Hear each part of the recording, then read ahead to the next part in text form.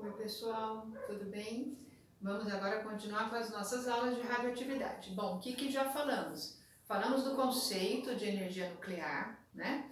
Falamos das vantagens e desvantagens e de todas as outras matrizes energéticas. Falamos também dos principais acidentes radioativos, que foram poucos, mas bastante sérios, né? Aí o questionamento sobre a vantagem da produção de trabalho de energia nuclear para produzir energia elétrica, né? Mas falamos também das coisas boas, né? Não menos arriscadas, vamos dizer assim, da energia nuclear, né? Então falamos das emissões radioativas, que são aquelas equações de desintegração radioativas que mostram a possibilidade de um elemento químico radioativo natural ser transformado em outro, através das emissões das partículas alfa, beta, gama, não é?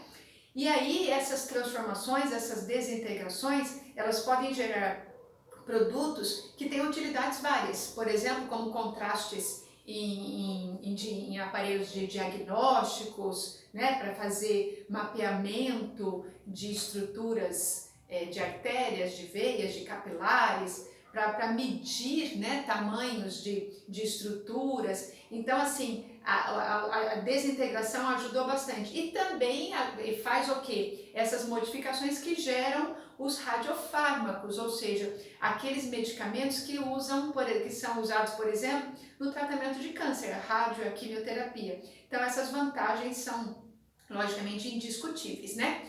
Falamos também da meia-vida dos elementos químicos radioativos, que precisa ser analisada, calculada, para saber exatamente como se faz a reposição desses materiais e como se dá também a liberação dessa energia para que as coisas também sejam seguras, né? Então, também é importante. Então, falamos da meia-vida, de exemplos de exercícios de meia-vida, onde se trabalha com massa, de meia-vida quando se trabalha com porcentagem, de meia-vida quando se trabalha com fração, não é? Então, são assuntos, ou seja, que mostram as aplicações desse conhecimento. E agora nós vamos falar de mais uma aplicação, que é a datação dos fósseis. Até a meados da década de 30, 40 não se tinha esse conhecimento, tá? Então, o homem da área de ciência, né, desde os primórdios, sempre buscou possibilidades de entender coisas analisando restos de animais, de vegetais, para saber, num terreno, quando se encontra determinado vegetal, qual tipo de nutriente que se dá ali para desenvolver aquele vegetal. Numa certa região, dependendo de um osso que se encontra, de uma ossada, que tipo de vida existiu ali. E aí era necessário descobrir a idade desse fóssil para saber um pouco mais da história desse local. Meados da década de 40, um cientista conseguiu desenvolver um método que trabalha o seguinte: todo o planeta tem esse elemento químico aqui, que a gente conhece, o carbono, que tem massa atômica 12 e número atômico 6. A gente conhece ele lá da tabela periódica. Só que existe um outro carbono que é isótopo desse. O que é ser isótopo mesmo? Iso-P, mesmo número de prótons, 6 também. Só que o número de massa desse outro carbono é 14. Os cientistas perceberam o seguinte: no planeta existe basicamente o carbono 12. Só que na estrutura de animais e vegetais, nós também temos o carbono 14. Eu não tenho ele, por exemplo, presente numa rocha, mas eu tenho ele presente num animal ou num vegetal. Todos nós. Quando nós nascemos com uma certa quantidade de carbono 14, que é de 10 ppbs. O que é ppb? Parte por bilhão. Então, em 1 bilhão de partes de carbono, 10 são de carbono 14. Então, todos nós, animais e vegetais, temos essa medida. Eu, vocês, um bebê, qualquer pessoa, uma árvore, uma plantinha, tem 10 ppb de carbono 14. E o que o cientista descobriu? Que quando esse ser animal ou vegetal morre, começa a acontecer uma decomposição desta massa de carbono 14. E sabe-se que essa decomposição desta substância. O que é meia-vida mesmo? Período de tempo em que uma massa leva para que metade dela se decomponha, se transforma em energia. Esse carbono 14 também tem essa meia-vida. E a meia-vida do carbono 14 é de aproximadamente 5.730 anos. O que o cientista percebeu? Que esse carbono 14 começa a se decompor, né, após a morte, e que a meia-vida é estimada em 5.730 anos. Aí o que eles começaram a fazer?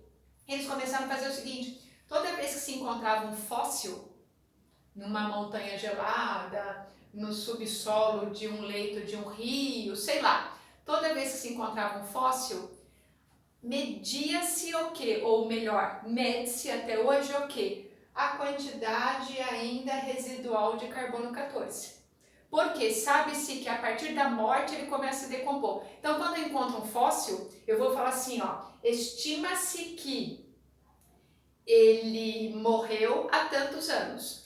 Eu consigo também saber mais ou menos com quantos anos ele morreu, aí é outro estudo. Aí os arqueólogos, junto com os zootecnistas, com os biólogos, enfim, com os outros cientistas, eles analisam, tamanho do osso do braço, tamanho de não sei o quê, tamanho da folha, se for um vegetal, ele sabe. Aí dá para estimar que morreu quando tinha tanto tempo. Agora, essa medida é realmente saber há quanto tempo morreu, há quanto tempo ele é fóssil, tá? Então, por exemplo, eu falo assim para vocês, olha, eu tenho um fóssil, onde foi encontrado dele, deixa eu colocar uma outra cor aqui, foi encontrado 2,5 ppbs de carbono 14. Esta é a quantidade de carbono 14 residual. Aí ele pergunta, há quanto tempo provavelmente existe esse fóssil? Ou há quanto tempo ele morreu, tá? Bom, o que eu vou fazer aqui, ó? Vou fazer a famosa PG, que eu já fiz lá na meia-vida. Bom, no começo, quando ele é vivo, ele tem 10 ppbs. Passado uma meia-vida de 5.730 anos, ele terá 5 ppbs. Mais uma meia-vida de 5.730 anos, ele chega nos 2,5 que ele disse aqui ter encontrado. A pergunta é, para que isso acontecesse, quanto tempo se passou? 5.730 mais 5.730, 11.460 anos. Estimativa, quando a gente fala alguma coisa estimada, é mais ou menos. Então, esse fóssil tem mais ou menos essa idade. Agora, quanto tempo ele viveu antes? Aí são outros estudos. É um fóssil de um animal, de um vegetal, enfim. Aí são outros estudos para se saber, né? Aí eles classificam outras coisas, né?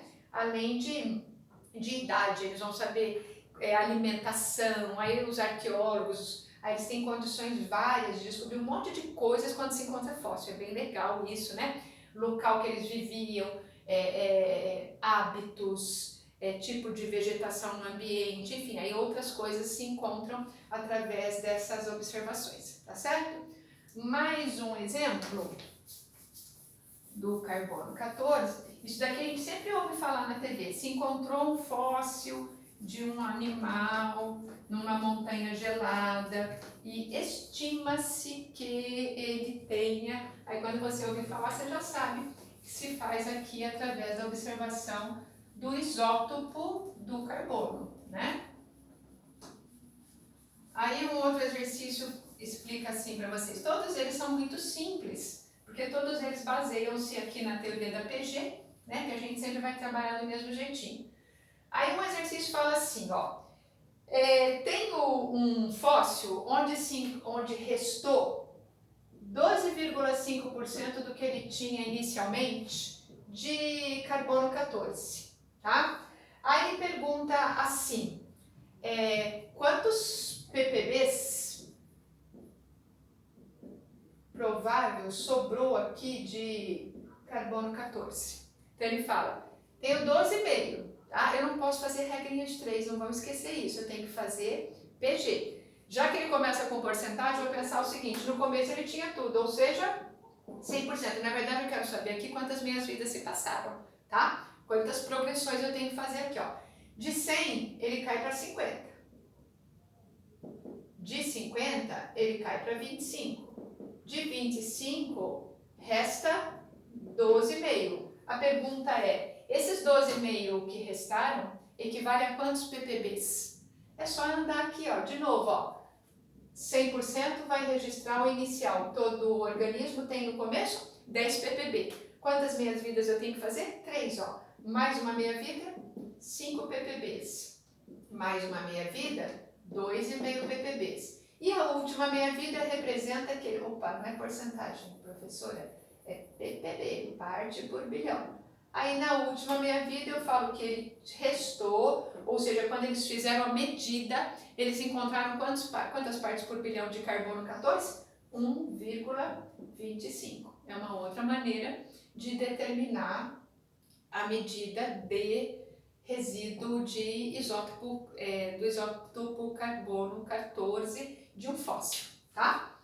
Mais um tipo de exercício fala assim, tem muitos exercícios teóricos que pedem para você analisar de onde, quais são os materiais, por exemplo, listados que eu consigo verificar a idade. Então eles mencionam lá, por exemplo, peças de metal encontradas num soterramento, restos de árvores, restos de madeira, pedaços de construção com estrutura de madeira. Então ele vai fazendo perguntas, e aí o que você vai ter que lembrar? Eu só consigo fazer essa medida se for um material, né? Por exemplo, uma mesa, logicamente, feita de madeira. Se for uma haste de metal, aí eu não consigo medir, porque o metal não tem a estrutura lá do carbono 14. Só animais e vegetais, tá?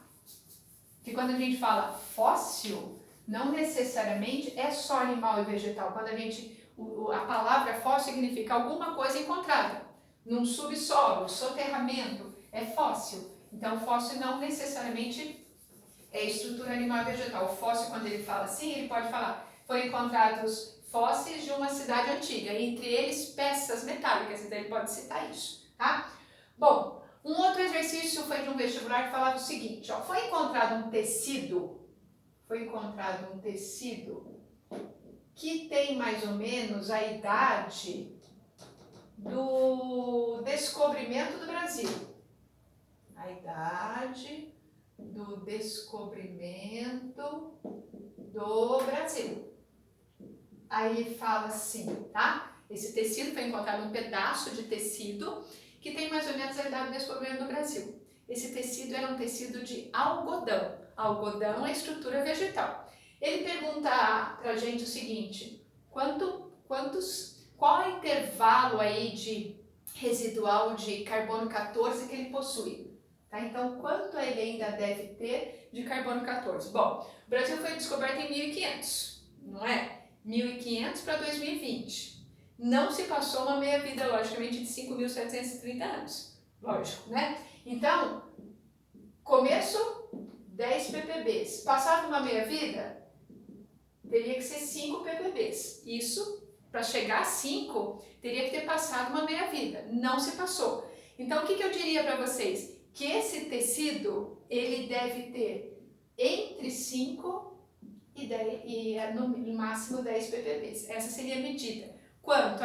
Muito próximo a 10, não é? Porque não se passaram 1000 anos aí do descobrimento do Brasil. Então, esse tecido, que era um tecido de algodão, tem ainda de carbono 14 entre 5 e 10.